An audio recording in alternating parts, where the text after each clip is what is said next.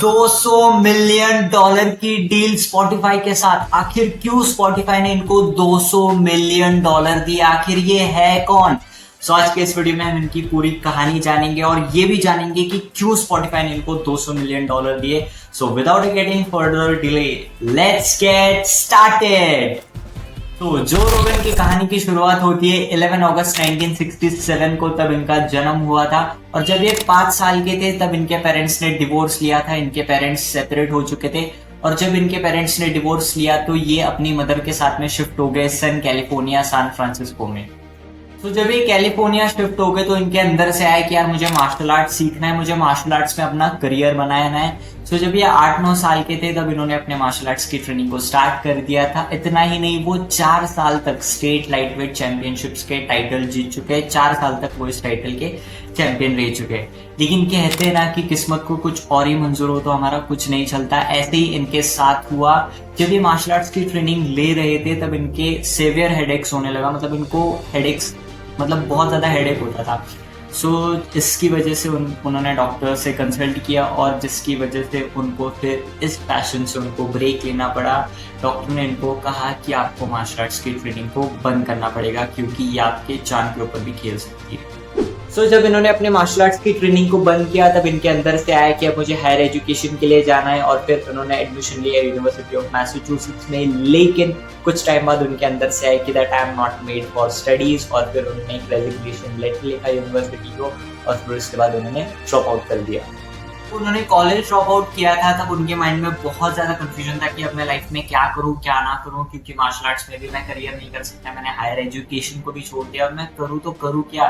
तब उनके माइंड में आइडिया है कि यार मैंने मार्शल आर्ट्स सीखा है, मुझे मार्शल आर्ट्स का एक्सपीरियंस है, कि उन्होंने बच्चों को सिखाना स्टार्ट किया। तो सबसे पहला जॉब उन्होंने किया as a coach of martial arts. उन्होंने कोचिंग देना स्टार्ट किया उनके एक्सपीरियंस के बेस के ऊपर।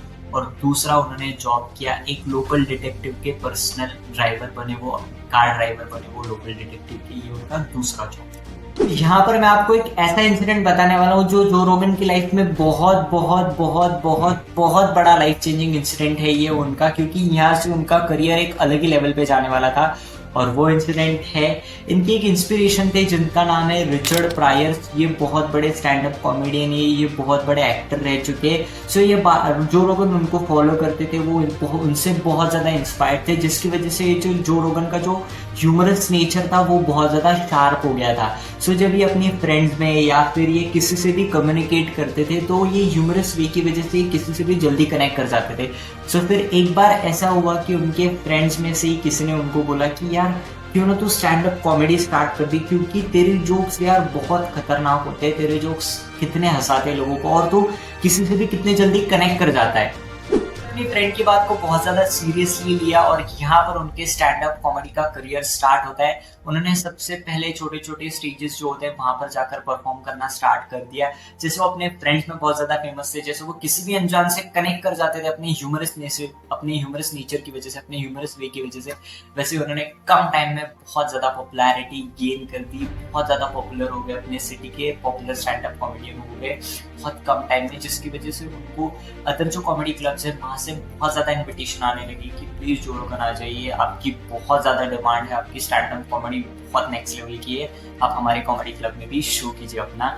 उन्होंने सबसे पहला अपना डेब्यू शो किया और उस शो का नाम था जो रोगन talking monkeys in a space. और ये शो उन्होंने डेब्यू किया था स्टिचेस कॉमेडी क्लब में। सच में इनकी stand up comedy next level है, आप जाकर देख लो। कहते हैं ना कि अगर आपके अंदर सच में टैलेंट है तो वो एक ना एक दिन बाहर आएगा। आप कितना भी छुपा लो, छुपा नहीं सकते, वो एक ना एक दिन दुनिया के सामने आएगा और दुनिया आपके लिए तालियां बजाएगी। ऐसा ही कुछ जो रोगन के साथ में हुआ। उनके अंदर का जो कॉमेडियन था उनको कोई आइडिया नहीं था कि यार मैं इसमें करियर कर जाऊंगा, लेकिन उनके अंदर का कॉमेडियन बाहर आया, उनके अंदर का जो टैलेंट छुपा था वो बाहर आया, जिसके दम के ऊपर यहाँ पर उनका शुरू होता है टेलीविजन का करियर। टेलीविजन का करियर करने के लिए वो शिफ्ट हो गए लॉस एंजलिस और वहां पर उन्होंने एक MTV शो के लिए ऑडिशन दिया और उस शो का नाम था half an hour comedy hour. उन्होंने ऑडिशन ही नहीं दिया, वो एज ए कंटेस्टेंट सिलेक्ट भी हो गए, जिसकी वजह से उनकी पॉपुलैरिटी और ज्यादा बढ़ गई।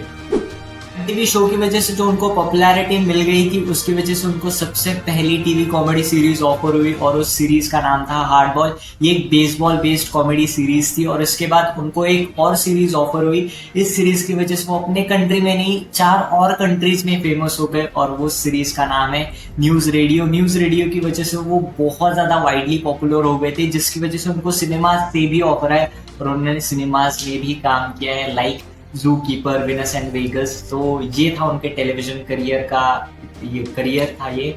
और उन्होंने एक इंटरव्यू में बताया है कि जो वो काम करते थे स्टैंड अप कॉमेडी, जो क्लब्स में काम करते थे, तो ये जो टीवी का करियर है वो बहुत ज़्यादा अलग है। और टीवी करियर में उन्होंने 12 से 18 घंटे तक भी काम किया है। मैंने आपको स्टार्टिंग में बताया था इनका स्पोर्ट्स में बहुत ज़्यादा इंटरेस्ट था। हालांकि वो करियर नहीं कर पाए मार्शल आर्ट्स में, लेकिन इनको स्पोर्ट्स ज़्यादा पसंद है, इनका स्पोर्ट्स पैशन है। जैसे इनका स्टैंड अप कॉमेडी था, जैसे इनका एक्टिंग करियर था, वैसे इनका स्पोर्ट्स भी पैशन रह चुका है। सो जिसकी वजह से इनकी जो पॉपुलैरिटी थी, जिसकी वजह से उनको एक UFC जो अल्टीमेट फाइट चैंपियनशिप है, अगर ये आपको नहीं पता तो आपको WWE पता ही होगा। तो ये WWE जैसा ही शो होता है अल्टीमेट फाइट चैंपियनशिप, तो उनको वहाँ से ऑफर आई थी कि आप यहाँ पर एज ए जर्नलिस्ट काम करें। और फिर इसके बाद उन्होंने इस ऑफर को हाँ कर दिया विदाउट गेटिंग एनी पेमेंट। उन्होंने पैसे लेने का कोई वादा नहीं किया, बस उन्होंने एज ए पैशन लेकर काम किया। तो 12 टूर्नामेंट्स उन्होंने फ्री काम किया है, कोई एक भी रुपया नहीं लिया। सो इसके लिए हैट्स ऑफ यू जो रोगन, ये होता है असली पैशन।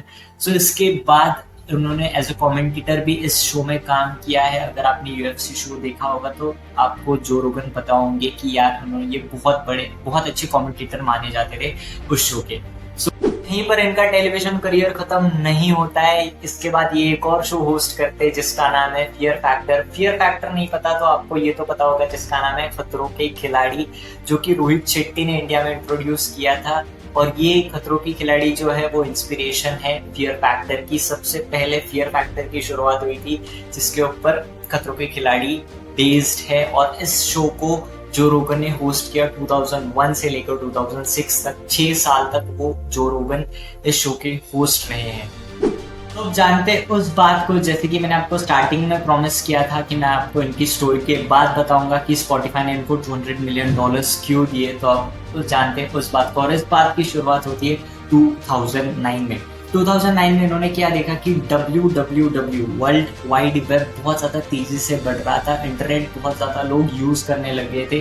तो जिसकी वजह से इनको आइडिया आया कि क्यों ना मैं सीरीज ऑफ पॉडकास्ट स्टार्ट करूं। और ये आइडिया क्यों आया, क्योंकि इन्होंने अपनी लाइफ में बहुत कुछ ट्राई किया है, बहुत ज़्यादा एफर्ट करा है, हर चीज़ में उन्होंने ट्राई किया है। स्टैंड अप कॉमेडी भी ट्राई करी, फिर उसके बाद उन्होंने छोटे छोटे शोज भी किए। छोटे छोटे शोज से उनको बहुत ज़्यादा पॉपुलैरिटी मिल गई। ये बहुत ज़्यादा अपनी लाइफ में उन्होंने बहुत ज़्यादा स्ट्रगल किया है, जिसकी वजह से उनको आइडिया है कि जो मेरे जैसे कंफ्यूज है, जो मैं मतलब उनका रास्ता और आसान हो जाए, वो हर चीज में नहीं जाए, उनको बहुत कम एज में उनको गाइडेंस मिले, जिसकी वजह से उनका ये सीरीज ऑफ पॉडकास्ट का वाला आइडिया उन्होंने स्टार्ट किया 2009 में।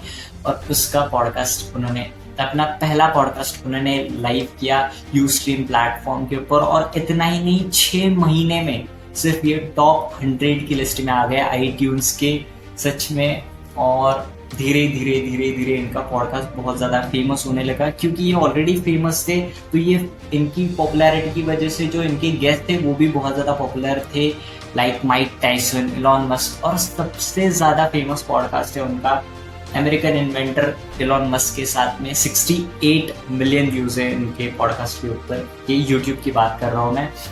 और जिसकी वजह से 2020 में इनकी पॉडकास्ट मतलब बहुत दुनिया की सबसे बड़ी पॉडकास्ट हो गई थी, जिसकी वजह से स्पॉटिफाई ने इनके साथ एक डील कर ली कि आप अब से सारी 2020 के बाद आपकी जो भी पॉडकास्ट है वो हमारे प्लेटफॉर्म पे आएगी, उसके लिए हम आपको $200 मिलियन देंगे। और ये 3.5 years की कुछ डील है। अभी तक डील खत्म नहीं हुई, लेकिन 3 साल खत्म हो गए इस डील को करते हुए और कुछ टाइम बाकी है। सो जिसकी वजह से उनको $200 मिलियन मिल गए, स्पॉटिफाई ने उनको दिए सिर्फ इस डील के लिए, क्योंकि उनका पॉडकास्ट दुनिया का सबसे बड़ा पॉडकास्ट है। आप रणवीर अलाहाबादिया को जानते होंगे, आप राजकुमारी को जानते होंगे, आप दोस्त कास्ट को जानते होंगे, लेकिन दुनिया का सबसे बड़ा पॉडकास्ट है द जो रोगन एक्सपीरियंस। तो तो ये थी जो रोगन की स्टोरी, और इनकी स्टोरी से सिर्फ मैंने एक ही लेसन सीखा है, और वो लेसन है अनस्टॉपेबल ऑलवेज विंस। जो रुकता नहीं है वही हमेशा जीतता है, यही मैंने स्टोरी से सीखा है।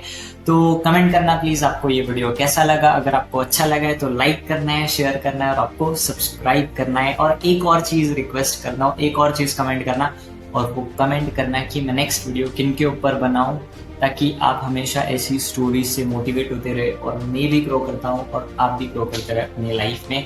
तब तक के लिए tata bye bye, take care.